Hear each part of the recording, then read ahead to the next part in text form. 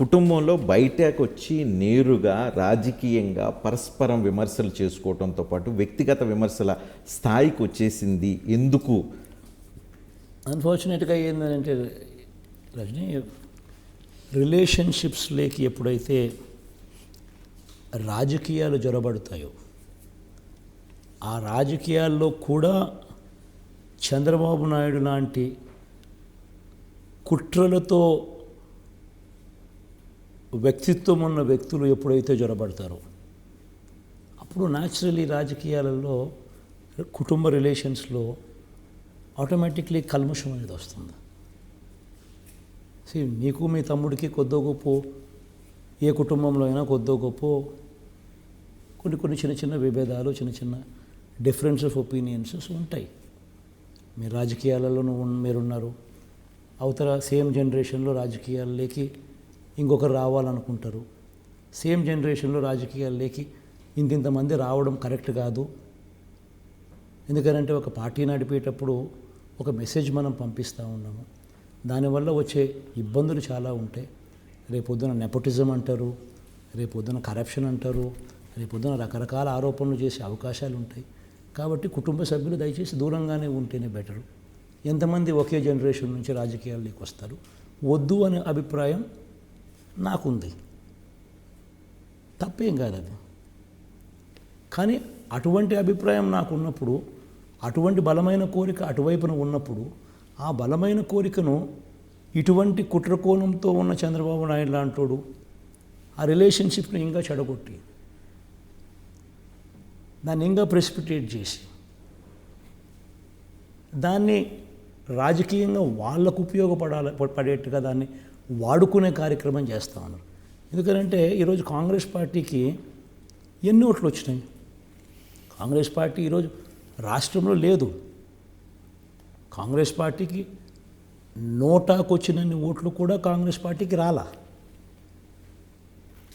రాష్ట్రాన్ని విడగొట్టిన కాంగ్రెస్ పార్టీ, రాజశేఖర రెడ్డి గారిని ఛార్జ్షీట్లో పెట్టిన కాంగ్రెస్ పార్టీ, జగన్ను అంటే వాళ్ళ అన్నను 16 నెలలు జైల్లో పెట్టిన పార్టీ, నా కేసులో petitioners Congress MLAs, Telugu Desam party leaders.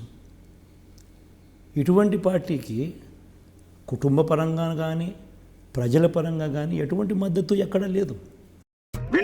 నోటాకు వచ్చినన్ని ఓట్లు కూడా రాని ఈ పార్టీని ఈమెను అక్కడ పెట్టి రేవంత్ రెడ్డి ద్వారా కాంగ్రెస్ పార్టీని రిమోట్ కంట్రోల్గా ఆపరేట్ చేస్తూ, నా చెల్లెనే అక్కడ పెట్టి నాకు సో కాల్డ్ ఓట్స్ అని చెప్పి వీళ్ళంతకు వీళ్ళే ఊహించుకొని నా ఓట్ బ్యాంకుని స్ప్లిట్ చేయాలని, స్ప్లిట్ చేసినందువల్ల వాళ్ళకు అది అడ్వాంటేజ్ వస్తుందని ఒక కుట్రకోణంతో ఆలోచన చేసి ఈమెకు తర్వాత ఏదో అదే రేవంత్ రెడ్డితోనో అదే కాంగ్రెస్ పార్టీతో తర్వాత నీకేదో రాజ్యసభ ఇప్పిస్తామనో ఇంకోటి ఇప్పిస్తామనో రకరకాల ఆశలు పెట్టి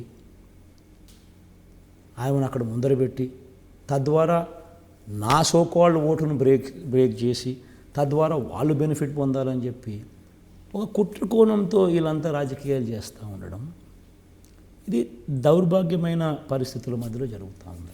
మీరు అవకాశం ఇస్తే ఈ పరిస్థితి అంతా ఉండదు కదా అని మాట్లాడుకునే వాళ్ళు ఉన్నారు.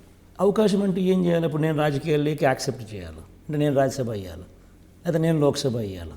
తప్పే. మళ్ళీ ఏమంటారు? మళ్ళీ మీరే అంటారు, ఇదే నోటుతో మీరే అంటారు, నెపోటిజం అంటారు, కరప్షన్ అంటారు, ఆరోపణలు అంటారు, రకరకాలు ఇవన్నీ చేస్తాం అనేవాళ్ళు ఎక్కువ అంటారు కదా. కానీ ఇప్పుడు రోడ్డు మీదకి వచ్చి మైక్ ఇచ్చుకొని మాట్లాడుకునే పరిస్థితి వెళ్ళిపోయింది కదా. ఒకటి గుర్తుపెట్టుకోవాల్సిందంటే రజనీ, అల్టిమేట్లీ మనం ప్రజా జీవితంలో ఉన్నాం.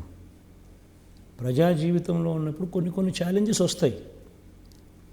బట్ మనం తీసుకున్న ప్రిన్సిపల్స్ ఏదైతే ఉన్నాయో, మనం తీసుకున్న లైన్ ఏదైతే ఉంటుందో అది క్యారెక్టర్ డిఫైన్ చేస్తుంది. కష్టాలు వస్తాయి కదా అని చెప్పి ఆ కష్టాలను మనము తప్పించుకునే దానికోసం అప్పటికప్పుడు సొల్యూషన్ కింద, టెంపరీ సొల్యూషన్ కింద మనం చేసేస్తే పాయ కదా అనే ఉద్దేశంతో ఏ రోజు నిర్ణయాలు తీసుకోకూడదు. రేపు పొద్దున నెపోటిజం అనే ఆరోపణలను ఎదుర్కోవాల్సి వస్తుంది, కరప్షన్ అనే ఆరోపణలను ఎదుర్కోవాల్సి వస్తుంది. రకరకాల ఆరోపణలతో రేపు పొద్దున ఇంత కష్టపడి ఈ పార్టీని ఇంతగా బిల్డప్ చేసిన పార్టీని మనమంతకు మనమే తగ్గించే కార్యక్రమం ఎప్పుడూ చేయకూడదు. విభేదాలు ఇంట్లో ఉన్నంత వరకు ఓకే, కానీ ఇప్పుడు రోడ్డు మీదకి వచ్చి కుటుంబ విషయాలన్నీ బయట రోడ్డు మీద మాట్లాడుకునే పరిస్థితి వస్తున్నప్పుడు మీ విత్ ఇన్ ద ఫ్యామిలీ మీరేమనుకునే పరిస్థితి కనిపిస్తుంది? ఇప్పుడు ఫేస్ చేయటమేనా? ఇప్పుడు చేయగలిగింది ఏముంది రజనీ, ఒక లెవెల్ దాటిపోయిన తర్వాత, ఒక లెవెల్ దాటేదాకా మనం దాన్ని డిఫ్యూజ్ చేయడానికి ప్రయత్నం చేస్తాం. ఒక లెవెల్ దాటిపోయిన తర్వాత వాళ్ళ జీవితం వాళ్ళది. ఇప్పుడు ఎలక్షన్ అయిపోయిన తర్వాత everybody knows her stand, she's an individual by her self.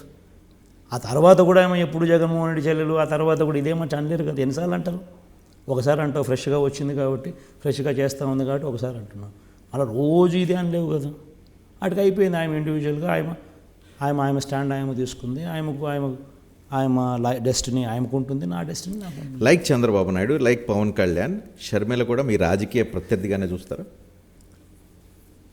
రాజకీయ ప్రత్యర్థి అవునా కాదా అన్నది వాళ్ళ నిర్ణయాల వల్ల వాళ్ళు నాకు వ్యతిరేకంగా వాళ్ళు పోటీ చేస్తూ ఉన్నారు. నేను రాజకీయ ప్రత్యర్థులుగా వాళ్ళను చూడడం కాదు. వాళ్ళు తీసుకున్న నిర్ణయాల వల్ల వాళ్ళు రాజకీయంగా నాకు వ్యతిరేకంగా వాళ్ళు నన్ను ఇబ్బంది పెట్టాలని వాళ్ళు చేస్తూ ఉన్నారు. ఇది కూడా జగన్కు వ్యతిరేకంగా వాళ్ళు చేస్తూ ఉన్నారు తప్పనిచ్చి జగన్ ఏం చేస్తూ ఉన్నాడు? ఒకటి గుర్తుపెట్టుకోవాల్సింది ఏంటంటే రజనీ, దేవుడు నాకు ఈ పదవి ఇచ్చింది ఎందుకు? దేవుడు దయ వల్ల నాకు ఈ పదవి వచ్చిన తర్వాత ఈ పదవి దేవుడు నాకు ఎందుకు ఇచ్చినాడు? నేను డబ్బులు సంపాదించుకునే దానికోసం కాదు దేవుడు నాకు ఈ పదవి ఇచ్చింది. నా కుటుంబ సభ్యులను కోటీశ్వరులను చేసేదానికి కాదు దేవుడు నాకు ఈ పదవి ఇచ్చింది.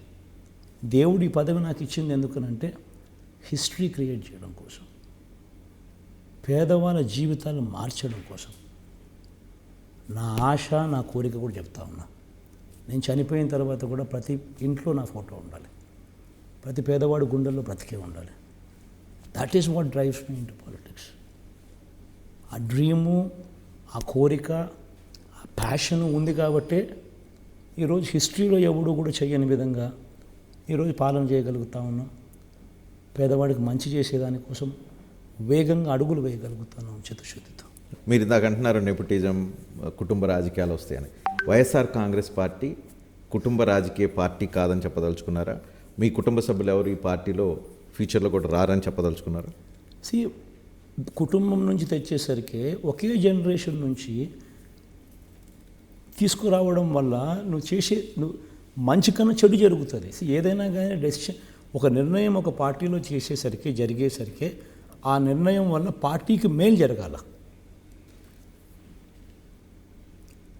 ఉపయోగపడాలి పార్టీకి. అప్పుడు ఎందుకనంటే ఈ పార్టీ మీద కొన్ని కోట్ల మంది ఆధారపడి ఉన్నారు, కొన్ని లక్షల మంది కార్యకర్తలు, కొన్ని కోట్ల మంది ప్రజలు పార్టీ మీద ఆధారపడి ఉన్నారు.